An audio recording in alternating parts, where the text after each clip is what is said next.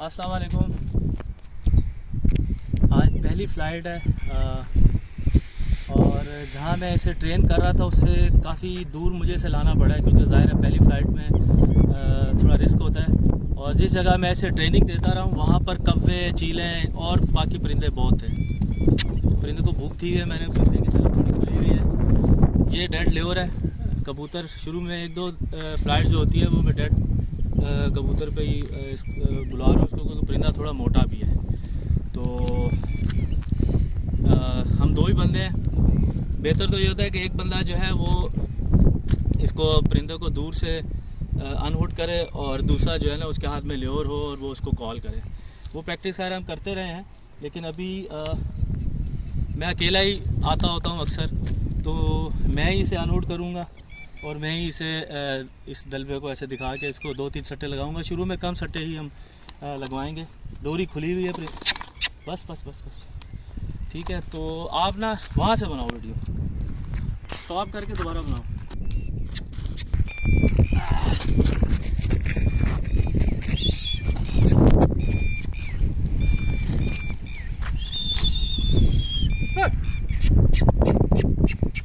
शाबाश शाबाश।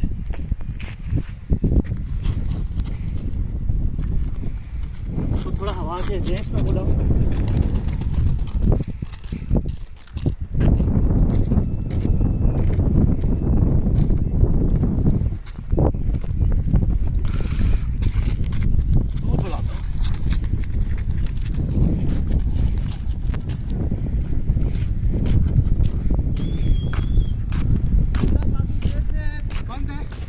खुले में टाइम लगेगा परिंदे को।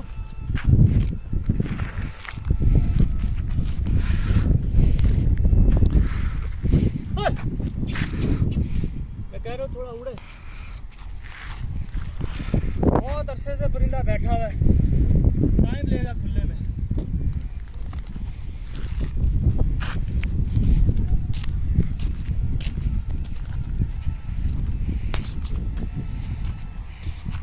सेट हो जाएगा। मुझे थोड़ी सी और मेहनत करनी पड़ेगी इस पर।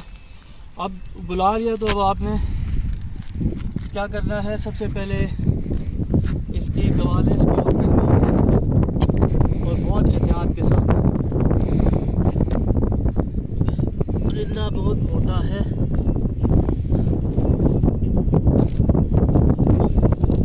इमेजिन करें कि कितने अरसे से बैठा हुआ है।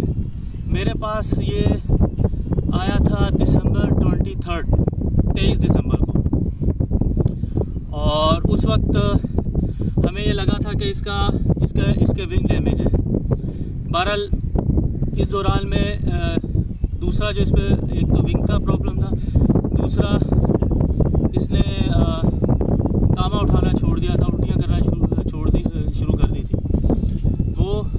फिर ये बिल्कुल वीक हो गया था, मीन्स कि इसने काफ़ी ज़्यादा वज़न अपना गिरा दिया था और इसकी ये सीने की हड्डी जो है वो बिल्कुल स्ट्रेट हो गई थी, पिचक गया था। वो रिकवर होने के बाद आज आप लगा लें, आज क्या तारीख है, आज कश्मीर डे है और फरवरी यानी कि 5 फरवरी है। इतने अरसे के बाद दिसंबर, जनवरी, फरवरी, और सपोज़ करें कि ये दिसंबर में ट्रैप हुआ होगा 10 दिसंबर को, क्योंकि जिस हालत में ये आया था पहले से कमज़ोर लग रहा था। 10 ना सही चले 15 दिसंबर, चले 20 दिसंबर को ये ट्रैप हुआ। 23 को हमारे पास आया, महीना तकरीबन 1 महीना हो गया इसे बैठे हुए। मैंने सिर्फ इसे जम्प अप कराया और ल्योर पे बुलाया, लेकिन वो फ्लाइंग इनफ नहीं है। तो अभी ये खुलेगा, इससे पता चलेगा मैंने उड़ना है। विंग का अभी मैं वीडियो में आइडिया लगाऊंगा। मुझे इस वक्त तो मेरी सारी कंसंट्रेशन इसको जो है ना उड़ाने पे थी कि ये थोड़ा सा और खुल जाए, चक्कर लगा, लेकिन वीडियो में मैं देखूंगा कि क्या वाकई इसके विंग में कहीं फॉल्ट है या नहीं। लेकिन मुझे लग रहा है कि इंशाल्लाह with the passage of time, within a week, जैसे जैसे ये उड़ता जाएगा इसको फ़्लाइट का पता चलता जाएगा कि मैं उड़ सकता हूँ और ये दूर जाएगा। थोड़ा मुझे इसका ऑब्वियसली वेट और बढ़ाना पड़ेगा, तो ये इंशाल्लाह सेट हो जाएगा। अब आपने और कोई इसकी एक्टिविटी नहीं करानी, इसको खाने देना है, बिठाने के बाद जो सबसे मोस्ट इम्पॉर्टेंट काम है बहुत शुरू की फ़्लाइट्स में परिंदे को आपने बड़ी एहतियात के साथ इसके करीब जाने के बाद इसकी दवालें पकड़ लेनी है। शुरू के दिनों में ये बहुत ज़रूरी है। आप अगर अचानक जाओगे परिंदा डर जाएगा, बितक जाएगा, वो हो सकता है गो छोड़ के भाग जाए। आपने सिंगल नॉट लगानी है, इसको सिक्योर कर लेना है सबसे पहले।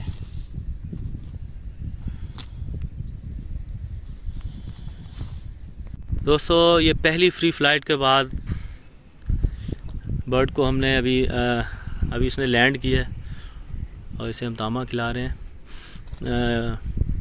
मज़ा नहीं आया फ्री फ्लाइट का, लेकिन उसमें ज़ाहिर है बहुत अरसे बाद परिंदा खुला है तो टाइम तो लेगा अपनी नॉर्मल फ़्लाइट पे आने पे, लंबे सट्टे लगाने पे।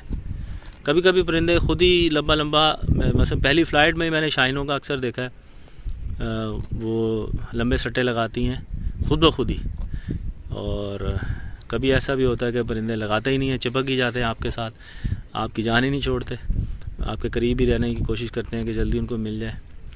तो ये भी ऐसा ही इसने किया है, लेकिन मुझे उम्मीद है कि ये सट्टे लगाएगा, इंशाल्लाह इम्प्रूव करेगा।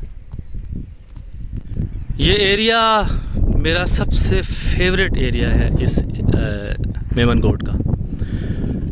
बहुत खूबसूरत अमेजिंग साइट है और इस जगह का जो ओनर है वो काफ़ी मुझे कोई बहुत इंथुजियास्ट लगता है इसकी तरफ, खेती बाड़ी की तरफ, क्योंकि उसने एडवांस यहाँ पर जो है ना टेक्नोलॉजी को वो यूज़ कर रहा है। पानी के लिए वाटर इरिगेशन सिस्टम उसने इंस्टॉल किया हुआ है। ट्यूबवेल यहाँ 2 से 3 ट्यूबवेल हैं और सारे सनलाइट पे हैं। फिर एक विंड एनर्जी का उसने प्लांट लगाया हुआ है। तो बहुत मॉडर्न वे में वो इन खेतों को लेकर चल रहा है। और मेमनगोट में ये वाहिद खेत हैं जहाँ पर जो है ना ये जदीद तरीके से सारी ये क्रॉप्स वगैरह लगाई जा रही हैं और बहुत बेहतरीन तरीके से उसने इसको मैनेज किया हुआ और बहुत मज़ा आता है इस जगह आकर। ऐसे लगता है कि ये बिल्कुल एक मेमनगोट बज़ाते खुद एक जन्नत है, लेकिन ये मेमनगोट की जन्नत है ये एरिया। और यहाँ इतनी डव्स हैं। अभी शुरू में मेरा कोई इरादा नहीं है कि इसको मैं चक्री पे सवार करूं, चक्री पे लगाऊं, वेटिंग ऑन पे लगाऊं, पर इसको मैं अनहुड करने के बाद यही कोशिश करूंगा कि शुरू में ये चेज़ करके शिकार मारे अनहुड होने के बाद। उसके बाद तकरीबन इंशाल्लाह 20-25 दिन इसी तरह करने के बाद प्रैक्टिस, फिर मैं इसे चक्री पे सवार करूँगा, क्योंकि वेटिंग ऑन का एक अलग मज़ा है। मुझे शौक़ है वेटिंग ऑन पे बर्ड को, स्याह चश्म को उड़ाने का।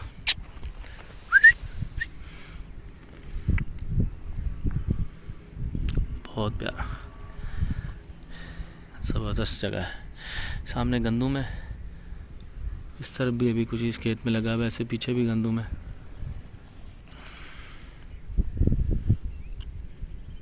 परिंदे का थोड़ा सा वज़न और कम करना पड़ेगा, थोड़ा ओवरवेट लग रहा है मुझे। ये सामने फाख्ता उड़ रही है, यहाँ कोई परिंदा है जो इनको डिस्टर्ब कर रहा है। बहुत सारी फाख्ता हैं, कितनी डव्स हैं, हंड्रेड्स, मोर देन हंड्रेड्स, बहुत डव्स हैं। और 1 से 2 डव्स की मैं बात, जब इसे वेटिंग ऑन पे लगाऊंगा तो फिर यहाँ गेम का मज़ा ही अलग आएगा। जब ये डव को चेज़ करेगा उसका एक नज़ारा ही अलग होगा इंशाल्लाह। वो भी हम कुछ दिनों के बाद करेंगे।